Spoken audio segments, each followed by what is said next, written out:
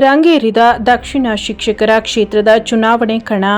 ಮೈತ್ರಿ ಅಭ್ಯರ್ಥಿ ವಿವೇಕಾನಂದ ಪರ ಮೈತ್ರಿ ನಾಯಕರಿಂದ ಒಗ್ಗಟ್ಟು ಪ್ರದರ್ಶನ. ಬಿಜೆಪಿ ರಾಜ್ಯಾಧ್ಯಕ್ಷ ಬಿವೈ ವಿಜಯೇಂದ್ರ ನೇತೃತ್ವದಲ್ಲಿ ಪ್ರಮುಖರ ಸಭೆ. ಮೈಸೂರಿನ ಖಾಸಗಿ ಹೋಟೆಲ್ನಲ್ಲಿ ಸಭೆ ನಡೆಸಲಾಯಿತು. ಪಕ್ಷದ ಪ್ರಮುಖರು ಮತ್ತು ಮುಖಂಡರು ಭಾಗಿಯಾಗಿದ್ದರು. ಮೈತ್ರಿ ಅಭ್ಯರ್ಥಿ ವಿವೇಕಾನಂದ ಗೆಲುವಿಗೆ ಪಣ ತೊಟ್ಟ ಮೈತ್ರಿ ನಾಯಕರು.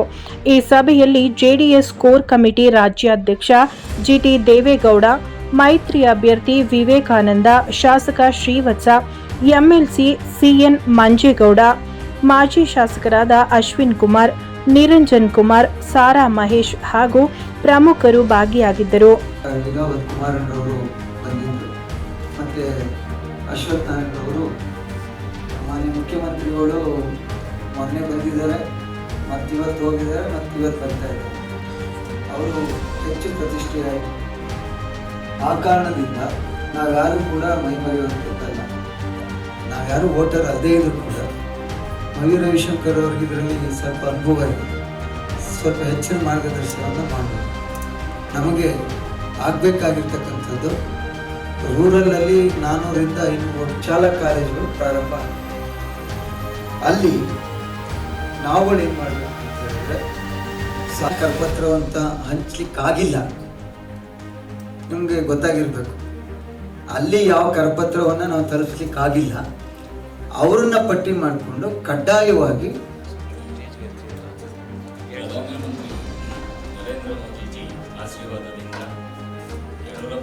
ಆಶೀರ್ವಾದದಿಂದ ಚುನಾವಣೆ ಇದೆ.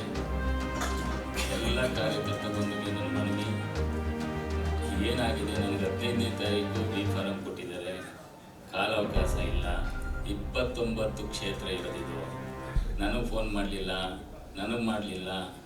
ಕಾರ್ಪೊರೇಟ್ರು ನಾನು MLA ನಾವು XMLA ನಾವು ಕರೀಲೇ ಇಲ್ಲ ಅಂತ ಎಲ್ಲ ಆಫರ್ ಹೇಳ್ತಾರೆ. ದಯಮಾಡಿ ನನಗೆ ಎಲ್ಲೂ ಎಲ್ಲ ಕ್ಯಾಂಡಿಡೇಟು, ನೀವುಗಳೇ ಕ್ಯಾಂಡಿಡೇಟು, ನಂದೇನೂ ಇಲ್ಲ, ನಾನು ಹೊಸಬ ಈ ಫೀಲ್ಡ್ಗೆ, ನೀವೆಲ್ಲ ಕ್ಯಾಂಡಿಡೇಟು ಅಂತ ನನ್ನ ಗೆಲ್ಲಿಸಿ ಅರ್ಸಿಬೇಕು ಅಂತ ನಿಮ್ಮ ಕೈ ಮುಗಿದು ಕೇಳ್ಕೊತಾ ಇದ್ದೀನಿ. ಜೈ ಹಿಂದ್.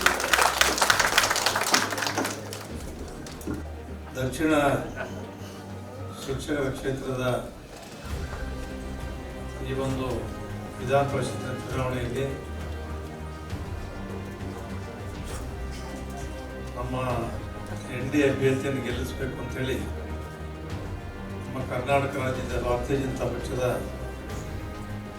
ಅಧ್ಯಕ್ಷರು ಸಂದಿಗ್ಧರಾಗಿರ್ತಕ್ಕಂಥ ವಿಜಯೇಂದ್ರ ಅವರು, ನಾನು ನೆನೆ ತುಮಕೂರು ಹೋಗಿದ್ದೆ. ವೈ ನಾರಾಯಣ ಸ್ವಾಮಿ ಅವರ ಅಭ್ಯರ್ಥಿ ಅವರು ನಿನ್ನೆ ದಾವಣಗೆರೆ, ಚಿತ್ರದುರ್ಗ ಮುಗಿಸಿ ತುಮಕೂರು ಬಂದರು. ಇವತ್ತು ಇಲ್ಲಿಂದ ಮತ್ತು ಚಿಕ್ಕಮಗಳೂರು, ಈ ರೀತಿ ಎಲ್ಲ ಕ್ಷೇತ್ರಗಳು ಕೂಡ 6 ವಿಧಾನ ಪರಿಷತ್ತಿನ ಕ್ಷೇತ್ರಗಳಲ್ಲಿ 2-3 ಸಭೆಗಳನ್ನು ಮಾಡಿ ಗೆಲ್ಲಿಸಲೇಬೇಕು ನಮ್ಮ 6 ಅಭ್ಯರ್ಥಿಗಳನ್ನ ಅಂತೇಳಿ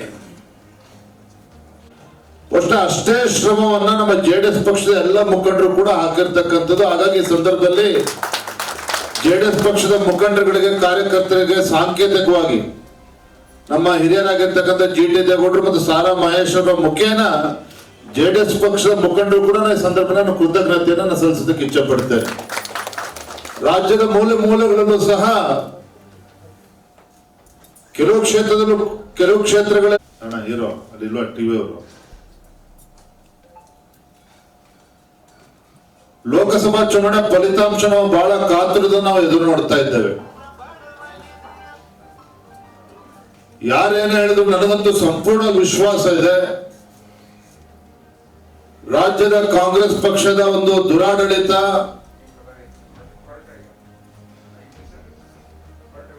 ಅಧಿಕಾರನ ದುರುಪಯೋಗ ಪಡಿಸಿಕೊಂಡು ಹಣದ ಪ್ರಭಾವದಿಂದ ಚುನಾವಣೆ ಗೆಲ್ತೇವೆ ಅಂತೇಳಿ ಒಂದು ಭ್ರಮೆನಲ್ಲಿ ರಾಜ್ಯದ ಕಾಂಗ್ರೆಸ್ ಪಕ್ಷ ಇದ್ದಾರೆ.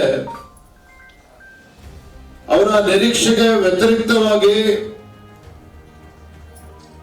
ಭವಿಷ್ಯದಲ್ಲಿ ನರೇಂದ್ರ ಮೋದಿಜಿಯವರೇ ಮತ್ತೊಮ್ಮೆ ಪ್ರಧಾನಮಂತ್ರಿ ಆಗಬೇಕು ಅನ್ನೋ ನಿಟ್ಟಿನಲ್ಲಿ ರಾಜ್ಯದ ಮತದಾರರು ಮತ್ತೊಮ್ಮೆ ಆಶೀರ್ವಾದ ಮಾಡ್ತಾರೆ ಅನ್ನೋ ಸಂಪೂರ್ಣ ವಿಶ್ವಾಸ ನನಗಿದೆ.